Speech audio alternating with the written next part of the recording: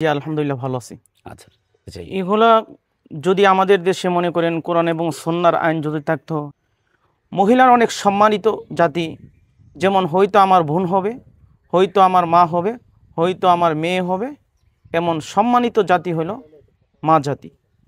আল্লাহর নবী বলেন, হয়তো দুনিয়ার কোনো মহিলা তোমার মা, হয়তো তোমার স্ত্রী, হয়তো তোমার বোন, হয়তো তোমার মেয়ে, এই চারটার থেকে যে কোনো একটা হবে। তুমি যেমন অনুমতি দিবে না, তুমি যেই মেয়ের সঙ্গে হইতে কাহারু মা, কাহারু বোন হতে পারে, কাহারু মেয়ে হতে পারে, কাহারু স্ত্রী হতে পারে। এই জন্য সাহাবি বলেন, ইয়া রাসূলুল্লাহ, আমি তওবা করলাম। এই জন্য বাংলাদেশের সরকারের কাছে আমাদের আবদার, কোরআন সুন্নাহ ভিত্তিতে আইন বাস্তবায়ন করেন।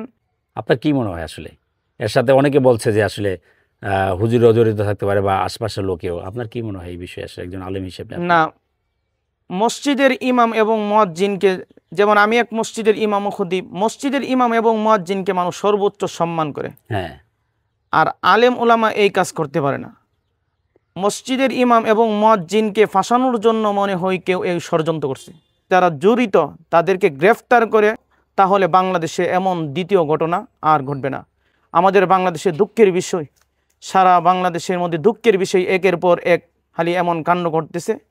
আমরা সরকারের কাছে আবদার, এই মাসুম বাচ্চা 10 থেকে 11 বছর পঞ্চম শ্রেণীর প্রাইমারি ছাত্র থেকে নিয়ে আমাদের দেশে 100 পর্যন্ত বড়ি পর্যন্ত নিরাপদ নেই। আমরা সরকারের কাছে আবদার করব, মহিলারা রাস্তাঘাটে হাটে ঘাটে সব জায়গায় চলাফেরা করব, স্কুল কলেজ মাদ্রাসাতে, যাতে নিরাপদে যাতায়াত করতে পারে এমন ব্যবস্থা করা আমরা দাবি করি সরকারের কাছে। এই ময়নাকে নিয়ে কি বলবেন আপনি? আসলে ময়নাকে, জানেন আপনি? ময়নার বিষয়টা এখনো সঠিক তদন্ত কোনো পাওয়া যায়নি। আজকে 1 সপ্তাহ হয়ে গেল। আগামী এমন শনিবারে শুনছি, ময়নার মা বলতেছে আগামী এমন শনিবারে ময়না নিখোঁজ হয়ে গেছে। আজকে শনিবার 1 সপ্তাহ হয়ে গেল, এখনো পর্যন্ত কোনো তথ্য পাওয়া যাইতেছে না।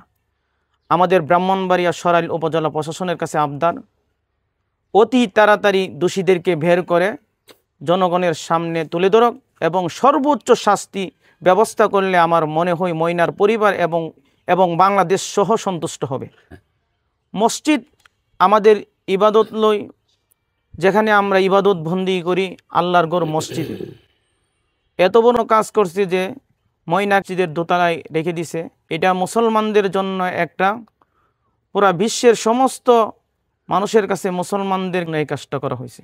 আমি বাংলাদেশের বর্তমান সরকার ডক্টর ইউনূসের কাছে আবদার, বাংলাদেশের সমস্ত নারীরা হাটে ঘাটে বাজারে চলার পথে, স্কুল কলেজ মাদ্রাসাতে সব জায়গায় যাতে নিরাপদের ব্যবস্থা করা হোক, এটা আমি বাংলাদেশের সরকারের কাছে আমার আবদার।